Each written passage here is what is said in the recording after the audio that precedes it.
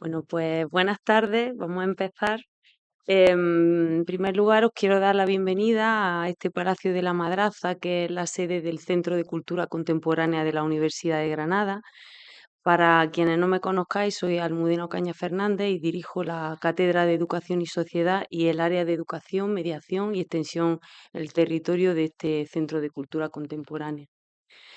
Desde nuestro programa educativo, que le hemos puesto el nombre de Aprende, consideramos que la experiencia artística, más allá de su valor estético, nos puede proporcionar un espacio de encuentro para poder pensar y dialogar en torno a qué sociedad, quiénes somos como sociedad y también, ¿por qué no?, imaginar otros mundos posibles. Y ese precisamente pues ha sido uno de los propósitos a la hora de organizar este ciclo que hemos de alguna manera ideado con motivo de la celebración de los premios Goya en nuestra ciudad, que supongo que todo el mundo sabe que se celebran el próximo sábado.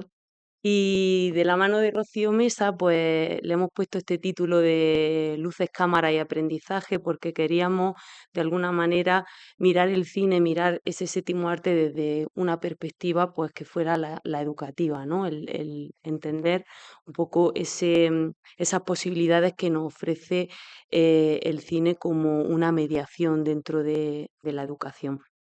Y, y en esa línea hemos estado trabajando. Ya ayer estuvimos disfrutando de un taller que impartió Rocío con docentes de primaria y secundaria y allí pues ella nos ofreció una variedad de recursos y de espacios donde poder indagar sobre estrategias para poder trabajar dentro del aula esa educación audiovisual que es tan necesaria, desde el análisis hasta la creación. De hecho, yo creo que muchos de los docentes que estuvieron por allí, por aquí veo algunos, salieron con el gusanillo de poder trabajar en su aula estas cuestiones y por qué no formar algún grupo que desde el laboratorio pedagógico Pedalab, que es otro espacio que tenemos en la Madraza de experimentación educativa, poder desarrollar proyectos. Y mañana, pues vamos a tener la posibilidad de experimentar con el cine sin cámara. Niños y niñas acompañados de sus papás y de su mamá vamos a poder, pues van a trabajar sobre la creación, pero a través de una estrategia, de una dinámica que nos va a ofrecer Rocío de hacer cine sin cámara. Y por último, tenemos esta actividad, que es la de la conferencia de esta tarde, en la que Rocío nos presenta este sugerente título de la sala de cine y el patio del recreo, educación expandida, donde vamos a reflexionar sobre eso que os comentaba antes, la relación que puede haber entre la educación y el cine. Una educación que siempre me gusta recordar desde aquí, que creo que es un bien común, no solamente responsabilidad del sistema educativo, sino que es una responsabilidad de la sociedad en general y que por esa razón pues tenemos todo y todas el derecho de disfrutar, pero también la responsabilidad de cuidar.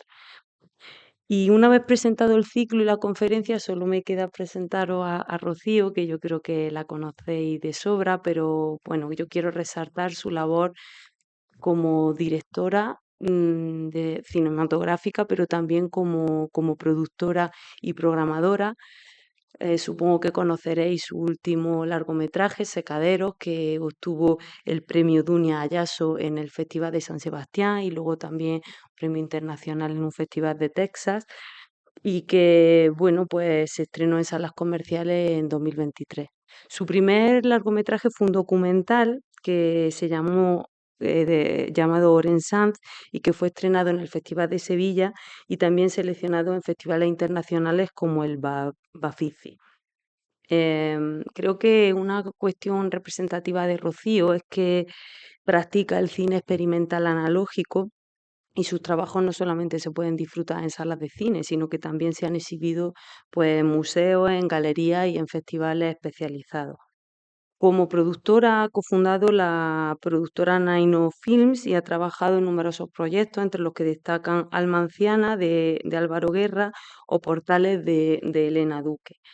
Es también la directora de La Ola, que es una entidad que tiene como objetivo visibilizar el cine independiente contemporáneo español en Norteamérica. Y además ha trabajado como programadora para festivales como LA Film Festival o Art House Theater Day en Estados Unidos. O sea que a pesar de su juventud, pues tiene ahí una carrera unida al cine, como decía ella en el teatro, perdón, en el taller, que toda tu vida adulta la recuerda unida al cine. Yo le quiero agradecer aquí públicamente pues que haya aceptado la invitación de la madraza, porque en nuestro primer encuentro de la mano de Mario de la Torre, que es el director del área de artes escénicas de la madraza, lo que le propuse fue el taller para familia y fijaos lo que al final hemos programado, un ciclo de 3 actividades. Así que muchas gracias, Rocío, por tu generosidad, por estar pasando estos días aquí con nosotras, que sé que estás también muy liada con la gala de los Goya y ya está, estamos aquí para escucharte atenta y disfrutar. Pues Muchas muchísimas gracias. gracias a ti, Almudena, y a la madraza por ofrecer este espacio, a vosotras por haber dedicado el tiempo de esta tarde a venir aquí a compartir. Y bueno, curiosamente, aunque prácticamente toda mi vida adulta ha estado dedicada al cine, me he sentido muchísimas veces una intrusa dentro de mi propia industria, ¿no? Acompañada de ese síndrome de la impostora, ¿verdad? Pero sin embargo, la educación, la pedagogía, que no es mi campo, em, ahí me he sentido como en casa y por eso esta invitación ha sido tan especial para mí. Y es porque yo me he criado en una casa de maestros y no es mi especialidad y no es lo que trabajo, pero sí que se siente como hogar. Entonces ha sido un gusto y un placer poder investigar, leer, informarme y, y prepararme para esta semana en la que hablamos de esa conjunción del cine y de la enseñanza, ¿no? Ha sido para mí una experiencia muy bonita. Y bueno, pues ya que vamos a hablar hoy de la educación expandida, yo quería empezar hablando de CEMOS 98. CEMOS 98 es una cooperativa andaluza que me parece muy importante, ¿no? Que sea de nuestra tierra, em, que bueno, se dedican a la producción, a la investigación y a la mediación social y cultural desde el año 98, precisamente. Yo he tenido la suerte de conocerlos desde mi más tierna juventud, porque coincidimos estudiando juntas en la Facultad de Comunicación de Sevilla. Y bueno, desde CEMOS 98 iniciaron un proyecto junto con activistas, profesores, especialistas en innovación social, artistas, etcétera, etcétera, en el año 2009, eh, donde crearon un seminario que se titulaba Educación Expandida. Estamos hablando del año 2009, así que imaginaros lo innovadores que eran los conceptos que estaban hablando y que se estaban tratando en este seminario en ese momento. Casi que se podría incluso poner en duda si ellos instauraron o fueron los creadores de este término, ¿no? De la educación expandida. Em, y bueno, de este seminario surgió un libro con el mismo título, Educación expandida, en el cual hay un artículo del investigador Rubén Díaz que se titula ¿Y si la educación sucede en cualquier momento y en cualquier lugar? Y bueno, si partimos del principio de que la educación formal va a ocurrir dentro de la escuela o de la institución educativa, podríamos asumir que la educación expandida es todo aquello que ocurre fuera, pero no es tan sencillo y no es tan fácil como bien podemos ya imaginar. Y en este artículo, Rubén Díaz precisamente presenta, nos invita a reflexionar sobre la complejidad de esta dicotomía del dentro y fuera. Y bueno, él nos hace reflexionar acerca de que si a cada práctica educativa le otorgamos un lugar antinómico que la posiciona por esencia fuera, eso significa que va a haber también un adentro y viceversa. Y así, de esta manera, estaríamos creando un círculo vicioso que no nos beneficia. ¿verdad? Entonces, él aquí cita al filósofo Edgar Morin, que es una persona que defiende el concepto de ciclo y de circularidad, pero que se lo lleva a otro lugar. Él sustituye esta circularidad viciosa y lo que propone es una espiral productiva. En esta espiral productiva, el centro siempre es fijo y es una espiral que no para de crecer de forma cíclica y progresiva, estableciendo lo que se llama un ciclo virtuoso, como en el sentido originario de la palabra enciclopedia, que es aprendizaje que pone el saber en ciclo. Y por tanto, expandir la educación no es sacarla del lugar que tradicionalmente ha sido su espacio natural desde la modernidad, que es la escuela, sino que lo que implica es abrir vías de comunicación y entender la educación como un espacio político que esté en constante conversación y ciclo virtuoso con su ecosistema. Y bueno, pues ya que sabemos que esto de dentro y fuera no son conceptos absolutos ni determinantes, pues me gustaría un poco jugar con ellos, ¿no? Y reflexionar en estos términos. Y para ello utilizo el patio del colegio. El patio del colegio arquitectónicamente es muy curioso porque está dentro de la institución educativa, dentro de la escuela, dentro del colegio, dentro de esos muros, pero al mismo tiempo está fuera del aula, que es donde se realiza el aprendizaje formal, ¿verdad? La enseñanza formal. De hecho, el patio del colegio está al aire libre, o sea, está muy fuera, si lo pensamos en términos arquitectónicos. Con lo cual, aquí ya vamos viendo, ¿no? Que siempre hay terrenos grises en este dentro y fuera. Y bueno, este patio del colegio para lo que se usa normalmente es para la hora del recreo. Según la Real Academia de la Lengua, el recreo es un sitio o lugar apto o dispuesto para la diversión. Sin lugar a dudas, pues es un lugar muy divertido. De hecho, cuando somos niños o adolescentes, pues estamos deseando que suene la sirena para poder salir al patio del recreo. Pero como sabemos, las experiencias que los niños, el alumnado van a experimentar en ese recreo no son siempre divertidas. Y de hecho, las capacidades que se adquieren en ese patio del recreo son, por ejemplo, pues capacidades como resolución de conflictos o manejo de las emociones ante retos sociales, en lo que se podría llamar y se denomina educación informal. Otra acepción del diccionario de la Real Academia cerca de recreo dice: recreo, en los colegios, suspensión de la clase para descansar o jugar.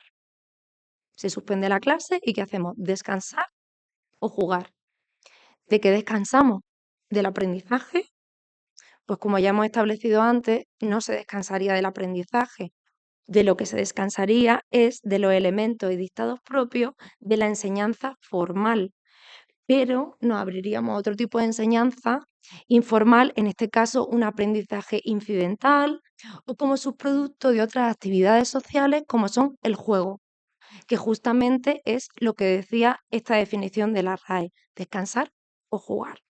Y bueno, cuando hablamos del juego, ya en 1830, Friedrich Fröber, que fue el creador del concepto del jardín de infancia, ya desarrolló su teoría del aprendizaje a través del juego. Es decir, que ya desde 1830 sabemos que el juego es aprendizaje, que el juego es también enseñanza. Y luego más tarde, Lev Vygotsky y Jean Piaget, en 1930 y 1950 respectivamente, nos hablaban del valor del desarrollo cognitivo y desarrollo social que tiene el juego en la infancia. Y bueno, hablando de jugar, pues me interesa mucho seguir jugando con estos dos conceptos del dentro y fuera, porque ya hemos hablado de este dentro y fuera un poco en la escuela y en el centro educativo, pero hablemos ahora del dentro y fuera en el cine. que es, bueno, el otro aspecto que nos interesa esta tarde.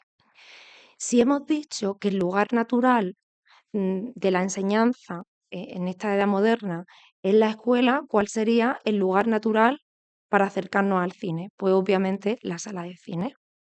Ese lugar oscuro, con su pantalla, su butaca, su proyector, su olor a palomita. Desde finales del siglo XIX y principios del XX, la sala de cine ha sido un lugar de reunión social, democrático, abierto a todas las clases sociales, donde, bueno, pues la gente ha acudido a experimentar emociones de forma colectiva. Pero entonces, si el cine se ve dentro de la sala de cine, ¿no existe cine fuera de esa sala de cine? Pues por supuesto que sí. Sabemos que a día de hoy el cine está accesible prácticamente en todas partes.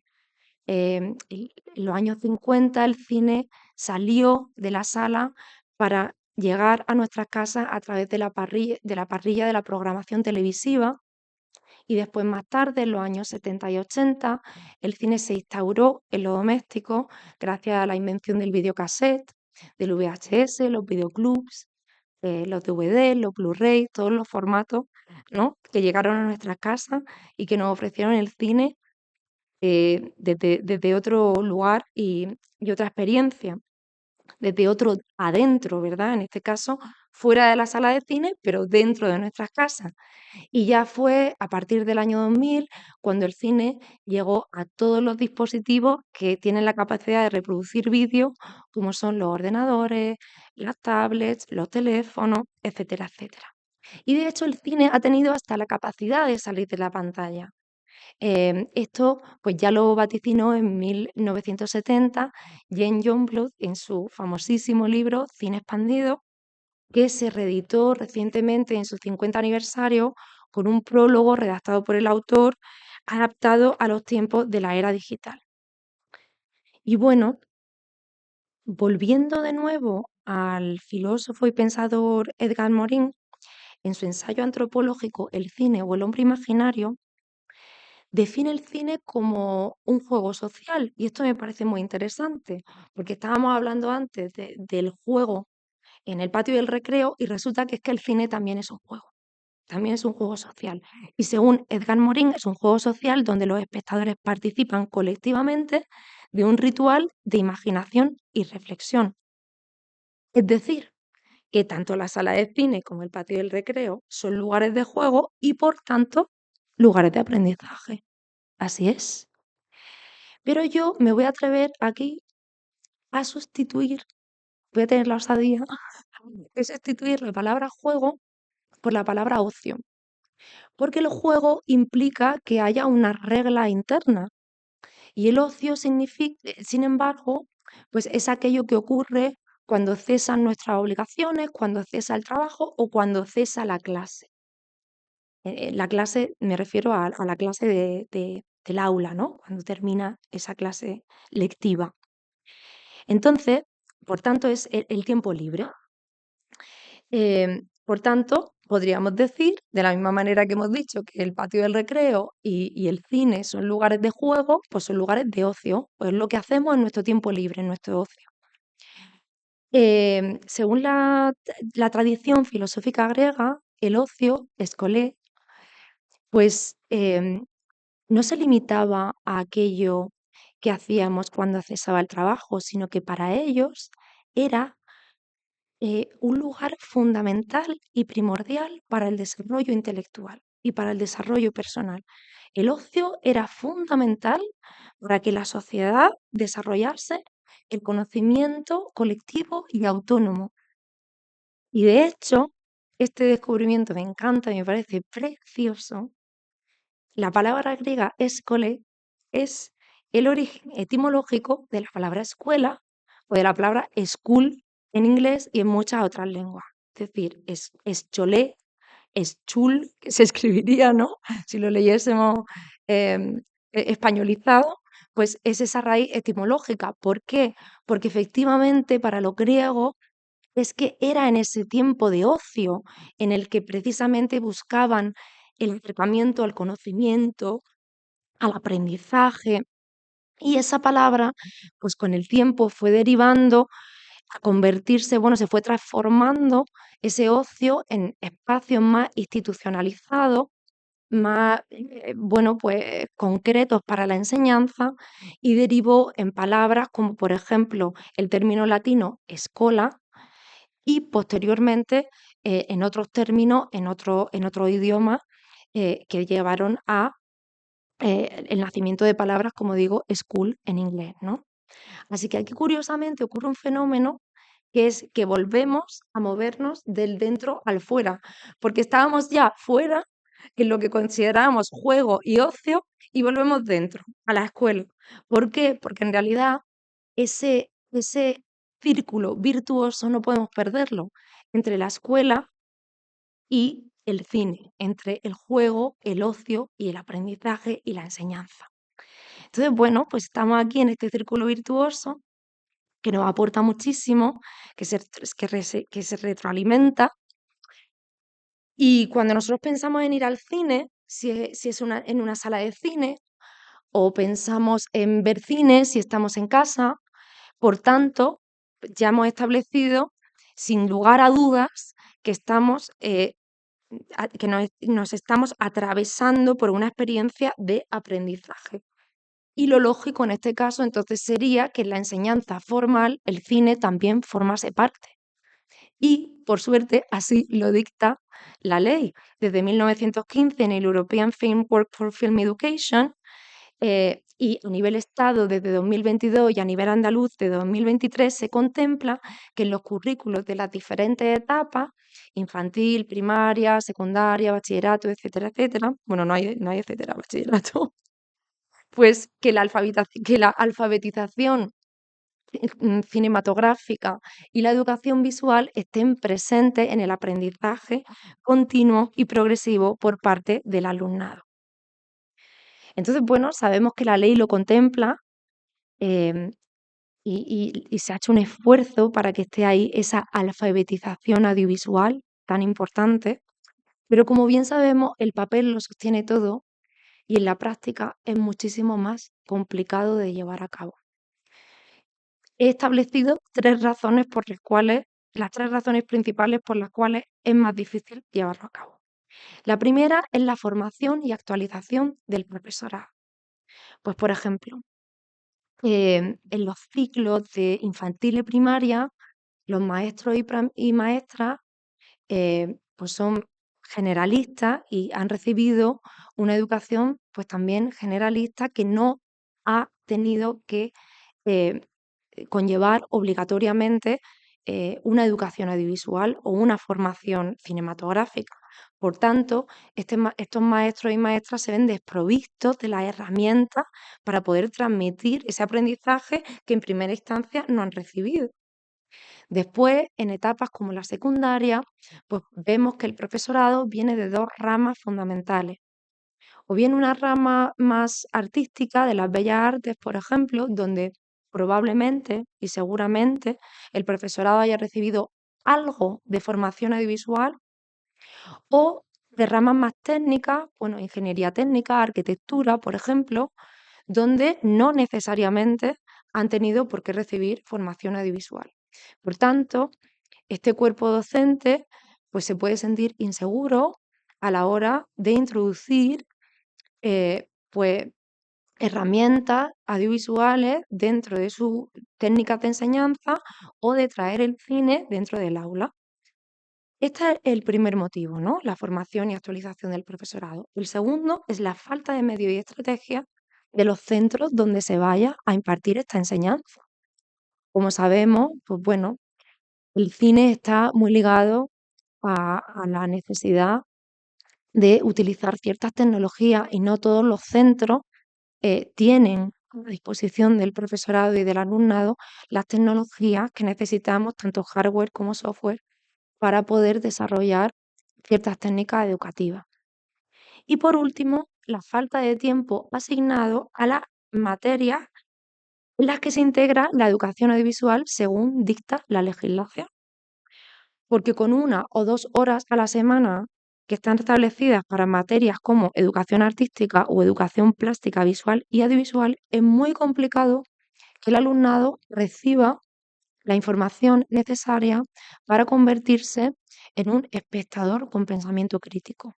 Es muy difícil que ese alumnado aprenda verdaderamente esa sintaxis, esa gramática y esa capacidad de analizar el contenido audiovisual eh, de una forma profunda. Por ejemplo, podría establecerse como obligatorio que además de los análisis de textos literarios se hiciesen análisis de texto audiovisual. Es algo en lo que pensar. Ahora mismo no es obligatorio, pero podría esta, digamos, alfabetización cinematográfica o educación audiovisual se puede hacer de forma transversal. Es decir, una profesora de lengua puede perfectamente utilizar el cine como herramienta en sus clases o un profesor de matemáticas, pero esto, por desgracia, es improbable debido a los otros dos puntos que he mencionado anteriormente. Dicho esto, tampoco quiero parecer apocalíptica o catastrófica o catastrofista, porque de hecho ayer en el taller que tuvimos aquí en La Madraza hicimos un repaso increíble de todas las herramientas, recursos que están disponibles para los equipos docentes desde las diferentes etapas y que están desarrolladas desde la Junta de Andalucía, desde el propio Ministerio de Educación y desde otros organismos públicos y privados que se preocupan cada vez más de que en la era digital todo el cuerpo docente pueda tener a mano esas herramientas. Ya luego, en la mayoría de las ocasiones, como acabamos de ver, pues depende de la responsabilidad de cada una y de cada uno, pues dedicarle el tiempo fuera de esas horas de enseñanza a nutrirnos y, y empaparnos de todas esas herramientas y recursos. Y bueno, em, hablando de todo esto y de la preocupación que nos puede surgir a raíz de- bueno, como habíamos dicho antes, de ese poquito tiempo que se dedica a la alfabetización cinematográfica y de cómo eso puede repercutir en los alumnos, ya Humberto Eco anticipaba en su famosísimo Apocalíptico integrado de 1964 algo que cito textualmente: la civilización democrática se salvará únicamente si se hace del lenguaje de la imagen una provocación a la reflexión crítica y no una invitación a la hipnosis. Fijaos que ya él, en 1964, esto se lo veía venir. Y así es. No podemos hacer una invitación a la hipnosis, sino a la reflexión crítica. Y es que en España los niños y niñas de 10 años pasan entre 4 y 5 horas al día enfrente de las pantallas. Y claro, les llamamos nativos digitales porque los hemos visto desde muy pequeñitos, desde que son prácticamente bebés, utilizar tablets, teléfonos con sus deditos súper pequeños, de una forma veloz, casi mejor que nosotras mismas, pero ¿están reflexionando verdaderamente de forma crítica acerca de las imágenes a las que se enfrentan? Y el lenguaje audiovisual se ha convertido en la lengua cooficial de todos los jóvenes del mundo. Pero ¿conocen estos jóvenes, como hemos dicho anteriormente, la gramática o la sintaxis de este lenguaje cooficial y tan extendido? Pues probablemente no. Y lo que es más grave, estos niños y niñas que ahora mismo son espectadores, consumidores de cine o de imágenes, el día de mañana se van a convertir en creadores de esas imágenes. Y de hecho ya lo están siendo hoy. Entonces, reflexionando un poco acerca de estas imágenes, pienso en el libro de la performatividad de las imágenes, maravilloso libro que recomiendo, de Andrea Soto Calderón, que comienza hablando de la primera vez que ella escucha hablar del término el cansancio de la mirada, el ojo que ya no ve. Y en este caso, esa primera vez, el interlocutor era Norval Baitielo Jr., autor del libro La era de la iconografía, donde afirmaba que vivimos en una época de exceso de producción y circulación de imágenes que devoramos continuamente, pero que además de que las devoramos, nos devoran también a nosotros, ¿no? Este mismo concepto ya lo habíamos escuchado anteriormente, gracias a autores como Guy Debord en La sociedad del espectáculo o Joan Fontcuberta, que nos habla de la superabundancia visual en su obra La furia de las imágenes, donde, bueno, pues nos hace reflexionar acerca de esta infoxicación que sufrimos o sobrecarga de información visual.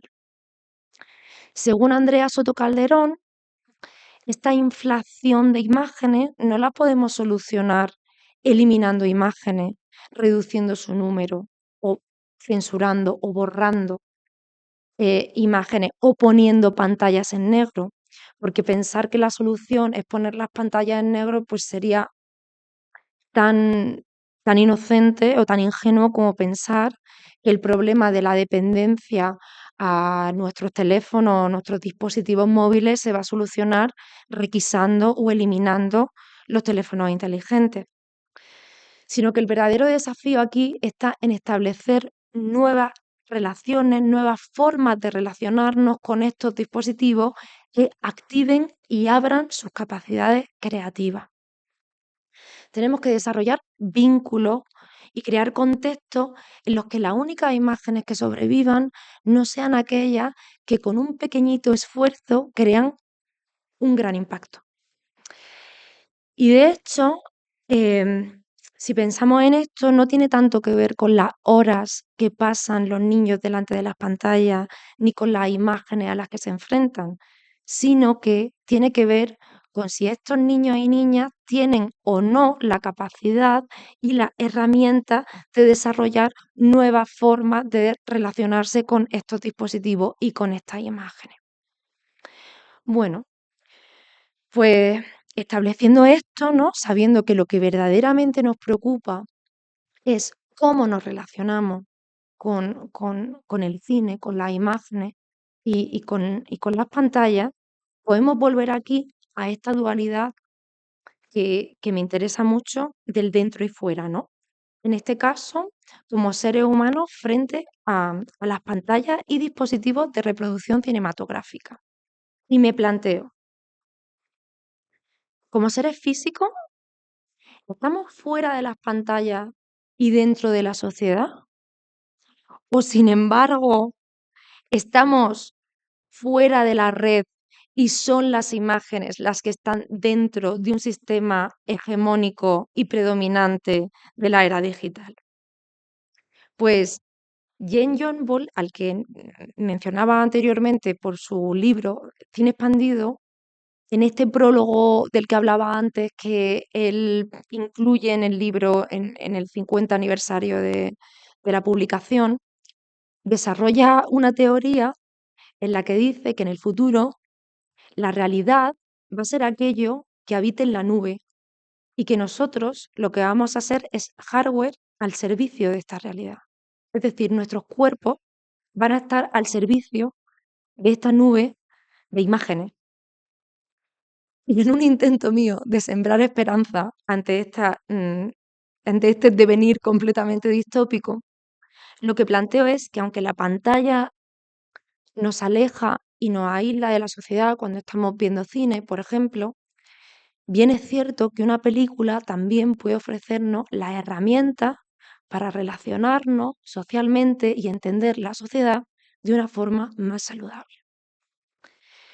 Y bueno, por otro lado, Andrea Soto Calderón, en este mismo libro La performatividad de las imágenes, que insisto en recomendar, sostiene que a pesar de que vivimos sin duda en una sociedad con una gran abundancia de imágenes, todas estas imágenes parten de, bueno, pues de un sistema dominante y hegemónico que se empeña en repetir una y otra vez las mismas imágenes, en despojarlas de su contexto, en vaciarlas de sentido y en convertirlas en puros iconos. Y si pensamos desde este punto de vista, como plantea la autora, que esa es su tesis principal y maravillosa, en realidad no estaríamos enfrentándonos a una superabundancia de imágenes, sino que más bien tendríamos una escasez de imágenes originales y creativas.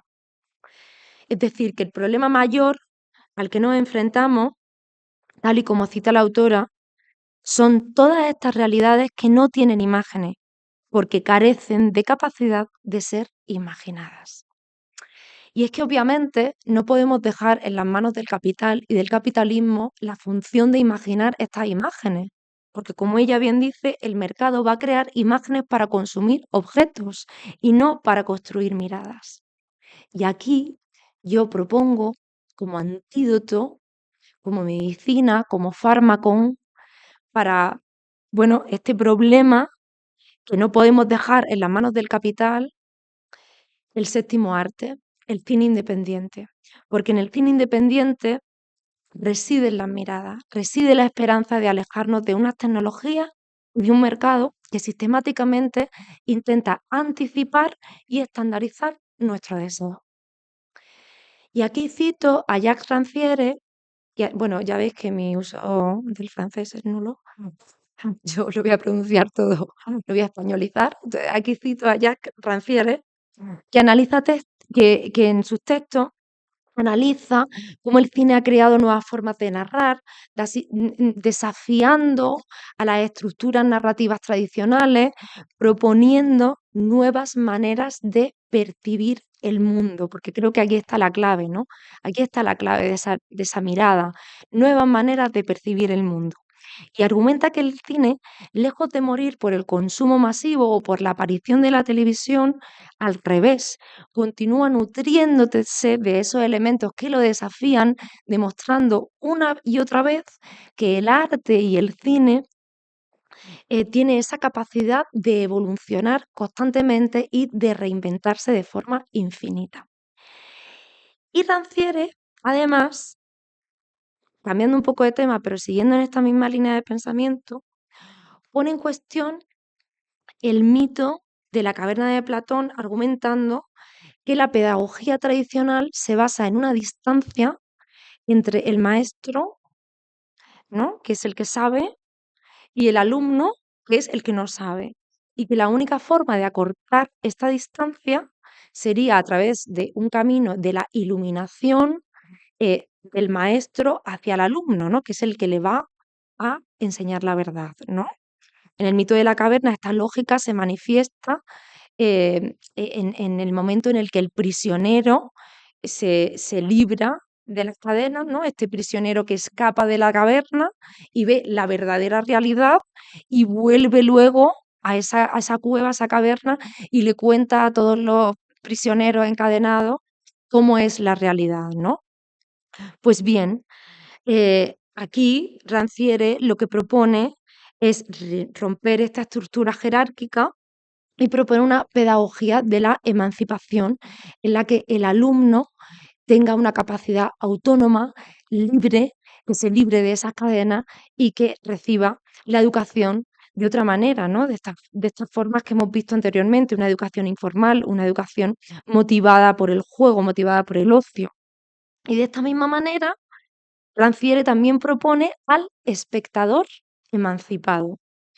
Es decir, que no necesite de un cineasta que lo guíe de la mano, un cineasta aleccionador que le esté explicando en la película qué es lo que debe sentir, qué es lo que debe aprender, qué es lo que debe eh, percibir de una narrativa que a veces incluso puede tratar al espectador como de una forma paternalista, ¿no?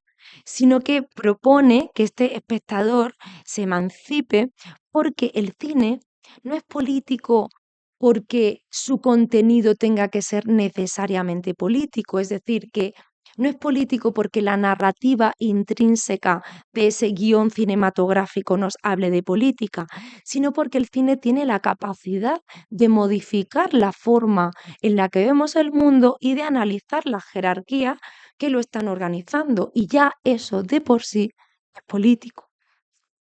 Y por tanto aquí el valor educativo de las películas educativas es el simple hecho de que propongamos nuevas narrativas, de que rompamos con las estéticas tradicionales, que desafiemos los relatos tradicionales cinematográficos. No necesitamos hacer películas pedagógicas o necesariamente designadas o diseñadas para la pedagogía, porque el cine ya de por sí va a ser pedagógico y ya va a ser una fuente de aprendizaje, porque el cine está desafiando este poder hegemónico.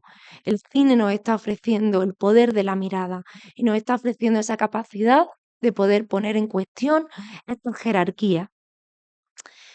Y, y bueno, pues en este camino mío de seguir proponiendo el cine como esta medicina, como este fármaco, como esta solución al problema, este cine independiente, autoral, que propone mirada, pues ahora me refiero a Roland Barthes en su ensayo Salir del cine, donde Roland Barthes nos describe de una forma muy bonita y muy detallada cómo se siente, cuál es su experiencia al abandonar la sala cinematográfica después de ver una película.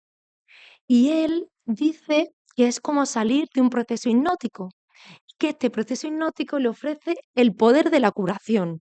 Fijaos lo que dice, el poder de la curación.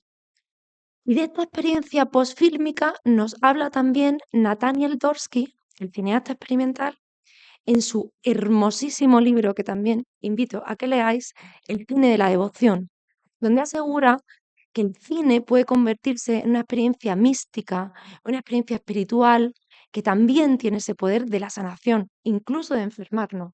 Así de poderoso es. Y bueno, eh, pues siguiendo también con esta línea de pensamiento, en la última película dirigida por Jonas Trueba, que se titula Volveréis, se cita un libro, bueno, que forma parte de pues del argumento de la película, ¿no? Jonás Trueba tiene como esta tendencia de hablar de libros dentro de sus películas, y en esta película el libro que cita es un libro de Stanley Cavell que se titula ¿El cine puede hacernos mejores? Y bueno, este libro en realidad simplemente es un análisis de las comedias románticas de Hollywood y a partir de ese análisis de estas comedias románticas de Hollywood, pues el libro intenta valorar si verdaderamente este tipo de películas pues nos pueden ayudar a comprender mejor mm, nuestra cultura o nuestra sociedad. Pero el libro no se trata ni muchísimo menos de un manual de instrucciones ni nos da las soluciones de cómo ser mejores. Pero yo a lo que me aferro aquí es a la belleza y al poder de este título. El cine puede hacernos mejores y lo que me atrevo a proponer un nuevo interrogante, que es, ¿la escuela puede hacernos mejores? Puede. Y entonces, bueno, pues si aceptamos que la educación puede suceder en cualquier momento y en cualquier lugar, por tanto, creo que es nuestra responsabilidad como cineastas o como pedagogo, que el cine y la educación se conjuren en un ciclo virtuoso, ¿verdad? En una espiral productiva sin fin. Y hasta aquí.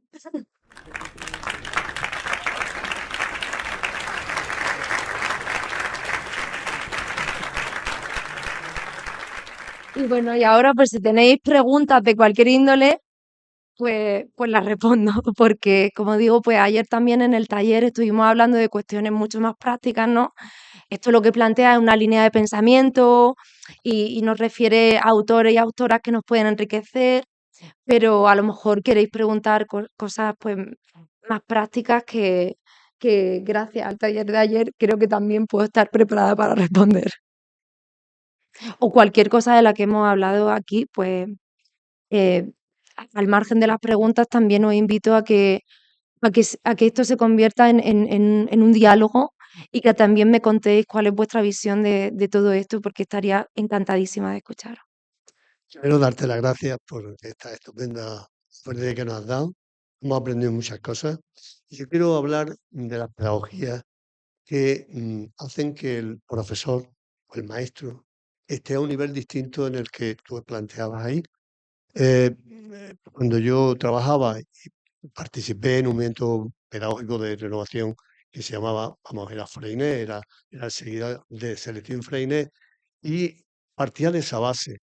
Los alumnos pueden enseñarte y deben enseñarte cosas y tú puedes. O sea, equiparar o dar posibilidad de que ambos, tanto el alumnado como el profesorado, aprenden cosas y se aprenden eso haría que la capacidad de cambiar la escuela y ser mejor, hacer mejor persona, estaría más cercano. Y por supuesto, el cine es una herramienta que se ha utilizado y hemos utilizado en las escuelas y en los institutos y seguimos haciendo de alguna manera, es porque entendemos que es una herramienta magnífica para que los niños, los adolescentes se formen.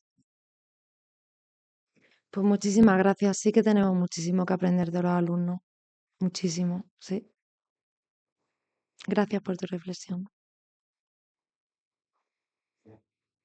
Al hilo de lo que, al hilo de lo que dijiste o nos mostraste ayer, la cantidad de plataformas Que hay algunos que son repetidores, ¿eh? sí, sí, vamos, la cantidad de plataformas que nos expusiste, donde hay una cantidad de medios impresionantes, yo lo que no he acabado de entender es que plataformas institucionales, por decirlo de alguna manera, tuvieran un acceso restringido, Ujú. en el sentido de que tenías que ser profesor y además en activo, aquí estamos dos jubilados, o jubiliados, como nos gusta decir. ¿Por qué restringe si lo mejor sería difundirlo cuanto más y a más gente mejor? Porque lo mismo que la educación puede darse en cualquier momento y en cualquier lugar, la educación también puede darla cualquier persona, puede venir de cualquier individuo que esté interesado. Pues yo creo que tengo la respuesta a esta cuestión. Em, a lo que él se refiere es que ayer estuvimos viendo muchas plataformas, como por ejemplo Platino Educa,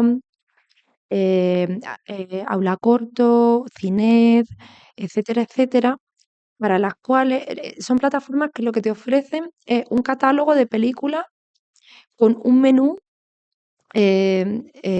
bueno, maravilloso, con filtros, según tú puedes elegir la edad del alumnado, la temática de la película y encontrar la herramienta educativa que tú necesitas para ese momento y para esa etapa educativa.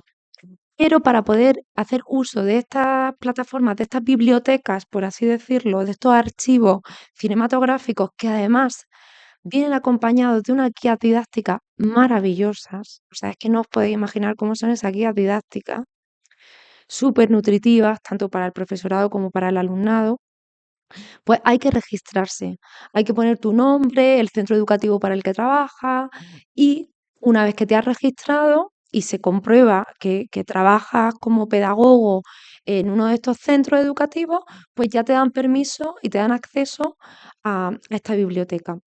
Creo que la explicación tiene mucho que ver con quién tiene los derechos de esta película, porque al final las películas son una propiedad de las productoras que las han producido, forman parte de una industria cinematográfica, se venden, se compran, las compran, las adquieren plataformas, tienen unos tiempos de estreno y de vida en determinados territorios, es decir, no tienen la misma vida en Europa que en Estados Unidos, por ejemplo, y además conllevan unos derechos de autor para los autores y autoras de estas películas.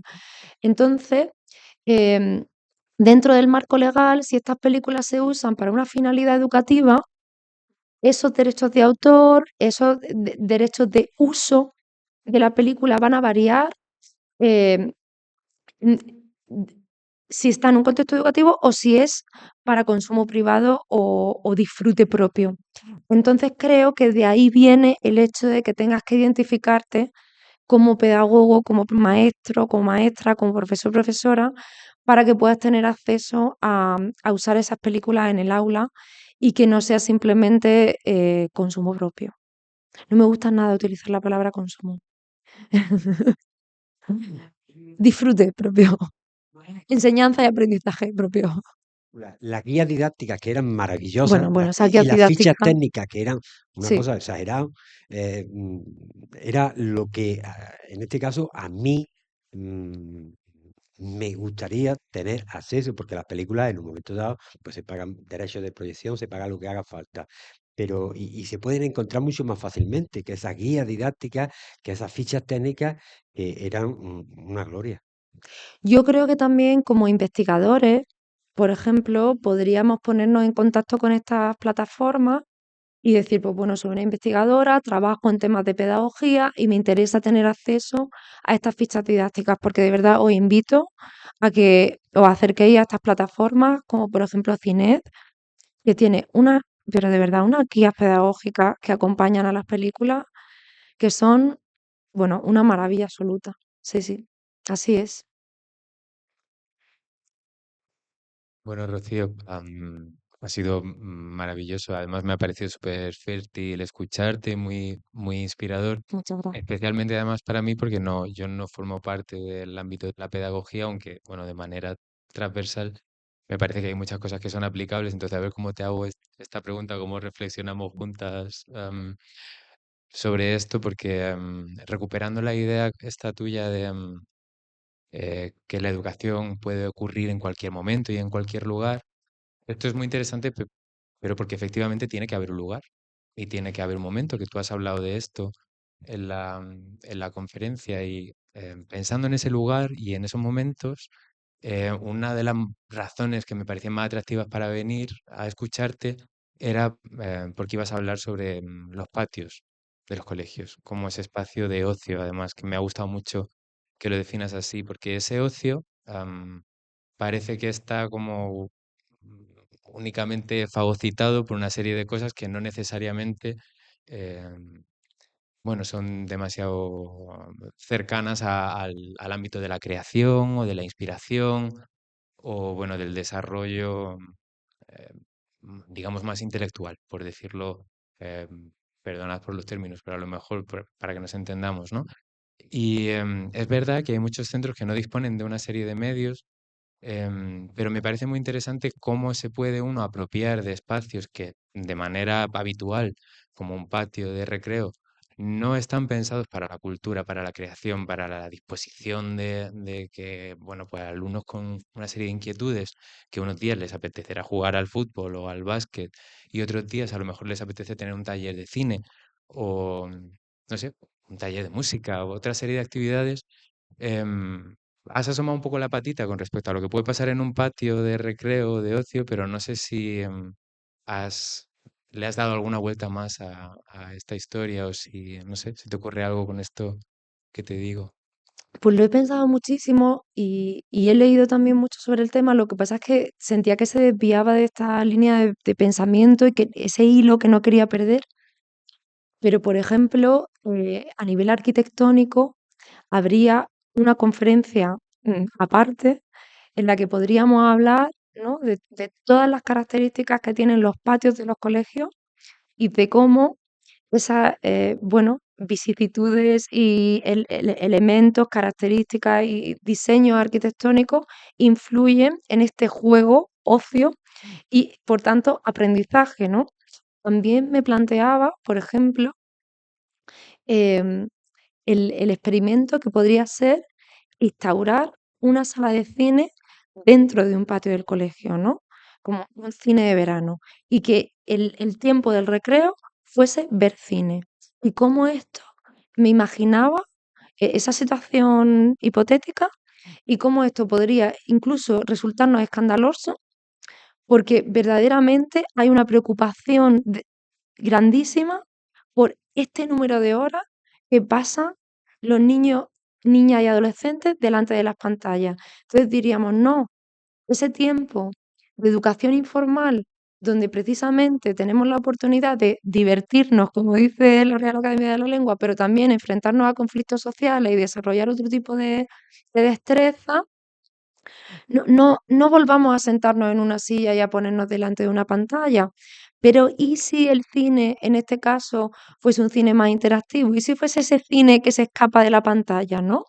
¿Qué posibilidades creativas o artísticas tendríamos si quisiésemos unir todas esas ideas de la arquitectura y de la creación y la creatividad cinematográfica y llevárnosla a un patio del colegio, ¿no? Y creo que verdaderamente sería una línea de investigación súper interesante, eh, que me interesaría muchísimo. Sí, la verdad es que sí.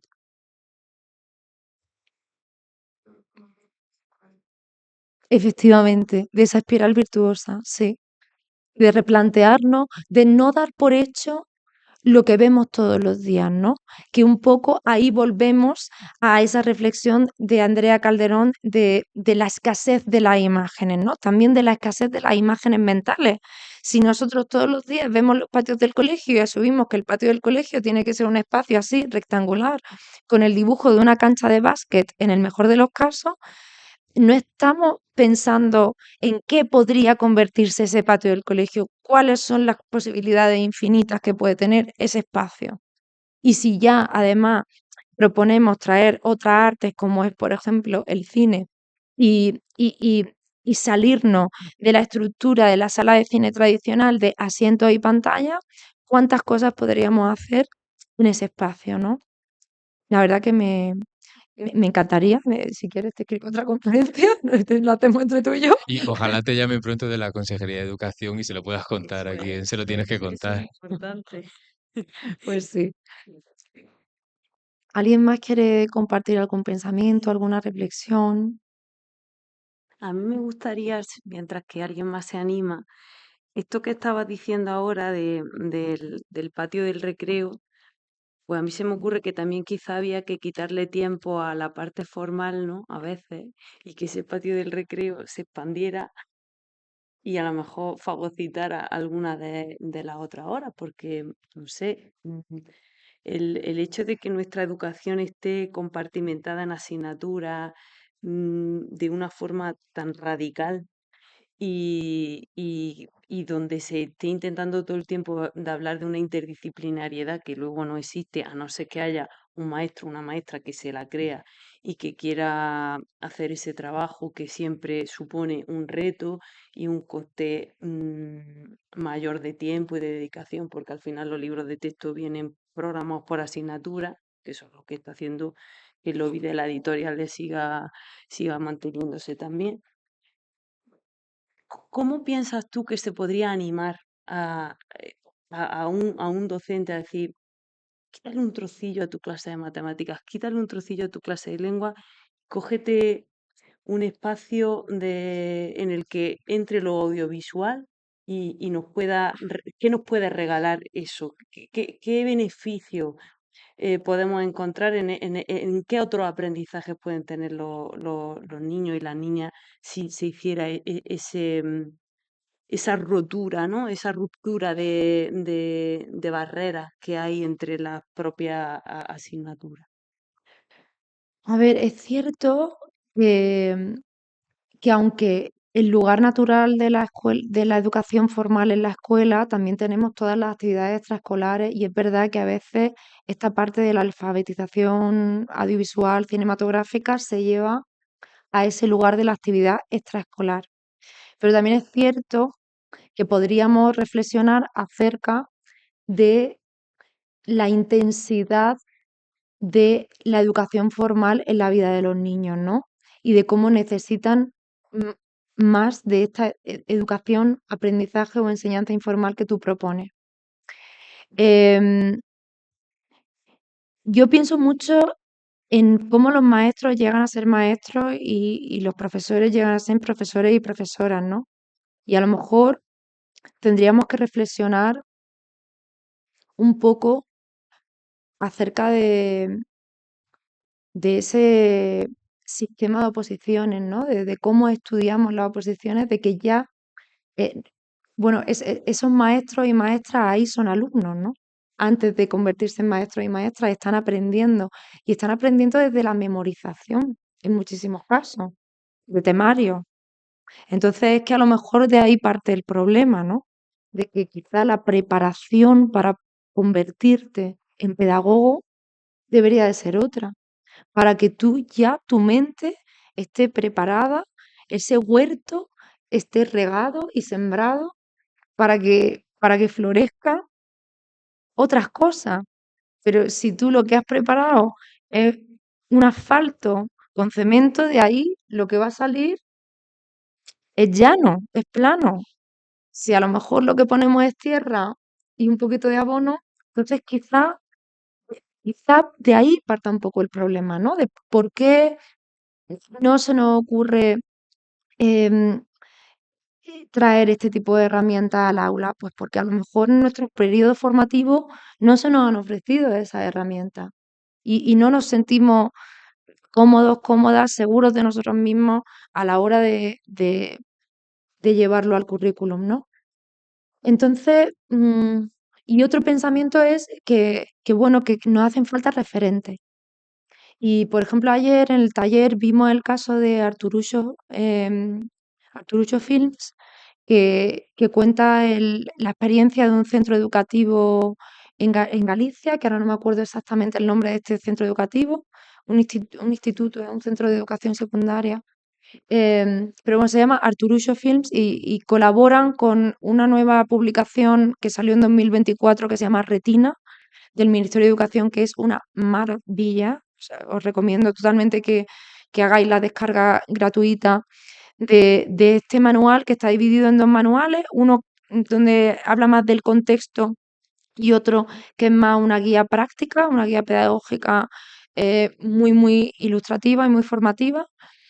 Y bueno, este centro ha sido pionero a la hora de traer el cine a la aula y bueno, han hecho iniciativas súper innovadoras, como que los propios alumnos el centro educativo, en la asignatura de música, hagan bandas sonoras en la creación de estas películas, ¿no?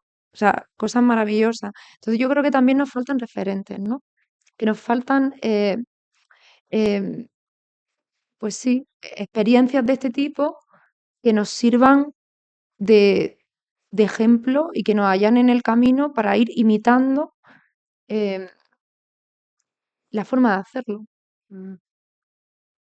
Todo esto hablo desde el desconocimiento porque yo no soy pedagoga. O sea, me dedico a la enseñanza del cine en momentos puntuales, pero no a la enseñanza generalista. Entonces, hablo siempre desde la inexperiencia. Es mi intuición y todo lo que he leído, que como veis son muchos libros. Sí, yo ahí sí quisiera quizá también pensar que, que tiene mucho que ver con un espacio que al final en el que se está convirtiendo a veces la escuela para los docentes, que es el de la burocracia, porque hay muchos tiempos que hay que dedicar a cumplimentar actas, hacer informes de evaluación y hay poco espacio para eso que tú dices, ¿no? Ese poder, pues de alguna manera explorar otro, otra alternativa, otras cuestiones que muchas veces, y creo que en la mayoría de los casos, pueden estar unidas a la expresión artística, porque, bueno, estamos viendo cómo precisamente a través del cine, a través de la música, a través de la creación plástica, se desarrollan una serie de competencias en los chavales y las chavalas que nos permiten trabajar luego esas competencias que aparecen como que son las principales y las vertebrales que tienen que ver con las matemáticas, con la lengua, pero es que a través de la música, a través del cine se puede trabajar todo eso, ¿no?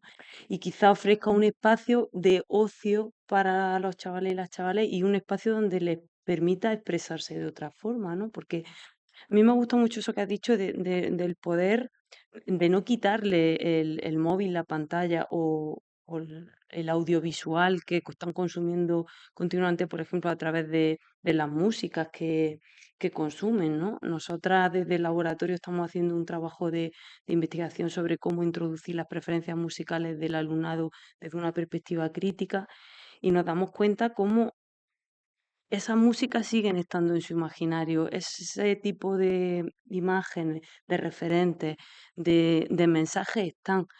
Y en nuestra mano como educadores y educadoras está abrir ese espacio a la reflexión crítica de lo que ahí sucede y que ellos puedan tomar decisiones. Por eso a veces hay docentes que dicen, "Joder, ¿cómo vamos a hablar vamos a introducir el reggaetón en el aula? Pues que a lo mejor es el aula donde hay que introducir el reggaetón, porque ese es el espacio donde los chavales van a poder encontrar Ujú. una situación de seguridad, un contexto seguro donde poder hablar de esas temáticas con, con un referente adulto, ¿no? Con una persona que les va a poder acompañar en entender qué está sucediendo ahí. Y yo creo que pasa también lo mismo con el cine, ¿no? Claro, esto lo hablábamos ayer, ¿no? De cómo em, el cine o la música, por ejemplo, el reggaetón puede ser una puerta para hablar de temas como, por ejemplo, la racialización o la colonización. Y hablábamos ayer de cómo el cine tiene esa capacidad de ayudarnos a entender otras culturas, otras realidades, de potenciar nuestra capacidad de empatía. Además, el cine tiene la capacidad de despertar la atención de los jóvenes y, por tanto, mejora su capacidad de memorización y de comprender contextos, que son muchísimas las ventajas de utilizar el cine no solo como herramienta de creación artística, que me encanta, em, sino también como herramienta para traernos en las clases e ilustrar acerca de cualquier tema que creamos que es necesario hablar o que ya tengamos, como tú indicas, en nuestro temario burocratizado Sí. como punto obligatorio, pero podemos tocarlo desde un ámbito o desde otro y aquí la propuesta es introducir este aspecto audiovisual que además va a favorecer a la alfabetización cinematográfica y audiovisual del alumnado y, y que les va a otorgar, o- bueno, nos va a otorgar otro tipo de ventajas, como por ejemplo, pues eso, estimular la capacidad de atención, de memorización, de empatía, etcétera, etcétera. Bueno, y también de diálogo y comunicación, Mm, porque también está demostrado que los niños y adolescentes, y niñas y adolescentes, eh, se estimulan muchísimo más a la hora de hablar y comunicarse entre ellos a través del visionado de obras audiovisuales o en el trabajo en equipo para la creación de obras audiovisuales, que es muy bonito porque ya trae intrínseco el trabajo en equipo, a diferencia de otras creaciones plásticas. ujú. Bueno, pues por allí hay otra palabra. Gracias. ¿Se oye? Sí. Sí. Me atrevo a hacer unas cuantas preguntas. Primero es que si conocen la experiencia que tienen en Francia sobre el cine y escuela o la incorporación del cine en la escuela, que creo que allí están mucho más avanzados que aquí en ese aspecto. ¿Vale? Es decir, que allí lo llevan trabajando mucho tiempo, hay una educación y hay una cultura mucho mayor en ese aspecto. Y luego no sé si también conocen, otra pregunta, o si también lo conocen, que lo escuché hace poco, esa propuesta que hay ya de ley, no hay ley, pero una propuesta que además lo lanzó Pablo Berger al Ministerio de Educación, que creo que va a hacer que en este curso es como una prueba piloto en ciertos sitios, para que se convierta luego en una realidad lo siguiente, es decir, que hay una propuesta de ley o algo al ministerio para la incorporación del cine en la escuela. Y luego hablaba también de referentes. Yo creo que sí hay referentes. O hay, no en general, pero sí hay distintos puntos que pueden ser referentes. Primero, el ámbito universitario. Es decir, es verdad que no se llega ni a la primaria, ni a infantil, ni al bachiller, pero en el aspecto o en el ámbito universitario sí existe, o se ha intentado hacer, o se intenta hacer. Y de hecho, los cineclub, aquí tenemos ejemplos de cineclub universitario, otro cineclub, o colegios mayores, pero esto desde ahora, de antes, en España, en muchos sitios. Es decir, ese referente de lo visual, el cine en el ámbito universitario funciona, ha funcionado y ha creado mucha gente. Bueno, pues hay que trasladarlo también a gente más, a niños, a adolescentes, ¿por qué no? Es decir, que si funciona aquí, ¿por qué no? Porque cuando llegan a la universidad, yo que he tenido tiempo trabajando en la universidad en una bueno, no voy a contar mucha historia, pero en una biblioteca que teníamos en la Facultad de Filosofía y Letras, yo me encontraba que la gente llegaba a la universidad y no sabían que era Chaplin, que era Orson Welles, no habían visto nada y decías, pero ¿cómo que pueden llegar? No, llegaban sin tener ningún conocimiento, porque ya no había esas películas en la tele. Además. Bueno, no me alargo mucho más. Hablando de otro referente, Espera, que ya son 3 preguntas que se me van a ir. sí, no, Respondemos estas 3 y luego seguimos con vale. No, sí, Voy atrás adelante, de hecho, porque es que si no, mentalmente... no, sí, simplemente que Sí, digo que otro referente también hay, que a veces también hay referentes a los mismos colegios, porque hay colegios que tenían el cineclub, aquí, de hecho aquí en Granada, en Salesianos tenía sí, un cineclub, efectivamente, sí. ¿vale? Es decir, tenía un salón de actos y ahí se ha formado mucha gente, se ha visto mucho cine, es decir, Sí. Pues efectivamente esto que tú propones de los cineclubs es justamente lo que estábamos hablando ahora, ¿no? De esas actividades extraescolares que es donde normalmente se relega ese espacio de la educación audiovisual y cinematográfica. Pero aquí el reto es incluirlo en las horas lectivas de la escuela, ¿verdad? O de los centros educativos, en vez de sacarlo de esas horas lectivas y llevarlo a las actividades extraescolares donde ya sabemos que funciona y donde han sido los espacios de éxito, normalmente, como comentaba con Almudena, que me parecen súper enriquecedores y por favor que no se pierdan.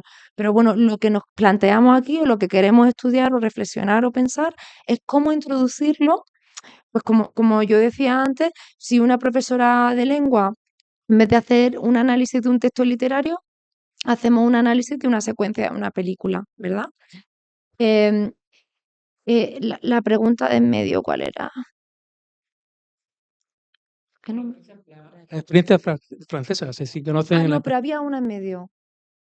Era la propuesta de ley que también hay. la propuesta de ley, efectivamente. Como bien mencionó aquí, efectivamente, desde 2015 en el marco europeo ya hay una, bueno, un framework for film education trazado para la incorporación de la educación cinematográfica en los centros educativos de toda Europa, y a nivel estatal, en la ley de 2022 y a nivel andaluz, en la ley de 2023, está incluida toda la educación audiovisual y cinematográfica de una forma muy detallada. Y ayer en el taller puse una diapositiva, bueno, yo me atrevería a decir demasiado pormenorizada, donde analizábamos toda la legislación desde la primaria, desde infantil hasta bachillerato, todas las veces que aparece, bueno, esa sugerencia o obligatoriedad de incluir esta alfabetización cinematográfica y audiovisual en la asignatura, bueno, bueno, o sea, es que tendría que enseñarte las diapositivas porque es un esfuerzo que se hizo ayer, en otro contexto, por supuesto, y que me consta que a nivel legislativo se está haciendo un esfuerzo para que esto cada vez más sea una realidad, ¿no? Y con respecto a la experiencia francesa, al ejemplo francés, pues claro, yo como cineasta lo que conozco es la industria del cine francés, que es pues el paraíso, verdaderamente. O sea, em, claro, Francia verdaderamente ha asumido el séptimo arte como su principal baluarte cultural y su gran orgullo nacional. Entonces, está muy avanzado en terreno cinematográfico en todos los aspectos.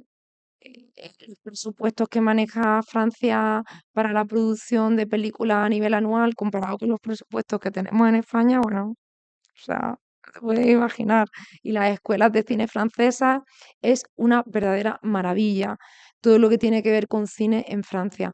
Pero sí que es cierto que no estoy familiarizada con el sistema educativo francés y cómo utilizan el cine como herramienta, y me da una gran idea porque me encantaría aprender muchísimo más y a lo mejor ahí están esos referentes que nos faltan, sin duda. Sí. ¿Tú nos puedes contar un poco sobre esa experiencia francesa? No, ¿Tú no, sabes algo más sobre el tema? ojalá supiera, o sea, porque he intentado Ya, mirar en, bueno, pero internet no es lo que puedo localizar, pero no sé, sí sé que hay Hay un autor, Alan Vergara, que lleva mucho tiempo trabajando sobre eso y la enseñanza del cine, la importancia que da ese papel, porque él vivió, bueno, él y muchos directores actuales, no actuales, que su origen y su arte viene, o su base viene del estudio del cine, pero no te lo hablan de la escuela, te lo hablan de una escuela de cine, sino te lo hablan de su época de niño. Sí, sí, es que además estoy absolutamente convencida de que ese puede ser uno de los motivos por los cuales hay tantísimas directoras y directores de cine prolíficos, magníficos y con una mirada absolutamente innovadora y asombrosa que proceden de Francia. Uno de los motivos, o sea, viene acompañado de otros tantos porque, como te digo, en Francia el cine es su orgullo nacional y tienen casi una sala de exhibición cinematográfica en cada esquina, mientras que aquí en Granada, ¿cuántos cines tenemos? Pues está la cosa complicada. Salas de cine en Granada, muy pocas. En el centro de Granada queda una. Y para poder ver cine tenemos que irnos a centros comerciales, donde otra vez volvemos a enfrentarnos a la idea de consumo y del capital. Y estamos diciendo que es de donde tenemos que alejarnos. Entonces, bueno, pues en ese sentido Francia desde luego está haciendo un trabajo magnífico. Ojalá en España también veamos cada vez más, y en Andalucía concretamente, el cine como parte de nuestra cultura y de nuestro orgullo y de nuestro patrimonio. Sí. Pues ya está, nos quedaremos con que bueno, que desde la madraza el Cine Club Universitario pone Es su verdad, es su verdad. granito Desde de aquí se está arena, como, intentando. pero que es verdad que ahí luego hay una brecha entre la universidad y la educación obligatoria, que es la que hay que intentar generar un puente para que precisamente se genere esa educación audiovisual cinematográfica pues desde la escuela infantil, ¿no? Sí, Así que sería bueno, súper bonito que lo ojalá. aprendiésemos desde niños y niñas. Em, el compañero José Sánchez Montes, cineasta granadino que conoceréis todas, pues comentaba el otro día en un encuentro que tuvimos también en el marco de la Universidad de Granada que ojalá esta gala de los Goya, que no deja de ser una ceremonia de premios y justamente habla de la parte más glamurosa del cine, que es la que menos trabajamos, y además habla de competitividad y premios, que quizás es lo que menos nos interesa en el proceso de creación, pero que ojalá que esta gala, que es mediática y que hace que las instituciones em, pues abran las puertas a hablar de cine, como nos ha ocurrido hoy, pues él decía que ojalá que sea el principio y no el final, ¿no? Que parece que es como, llegan los Goya a Granada, por fin lo conseguimos, como si fuese una meta a la que hemos llegado, y para nada, justamente en el contexto de Granada, que es una ciudad con un panorama cultural súper rico y una historia cultural también muy nutritiva, precisamente el cine no ha sido el foco principal, quizá la música eh, ha tenido muchísima más relevancia. Entonces, ojalá esta celebración de los premios Goya sean, como dice Sánchez Montes, el principio y no solamente llegue al ámbito educativo, sino a muchísimos más espacios. Así que, Ojalá. ojalá. Muchas gracias, Rocío. A Muchas ti. gracias. Gracias, Carmen.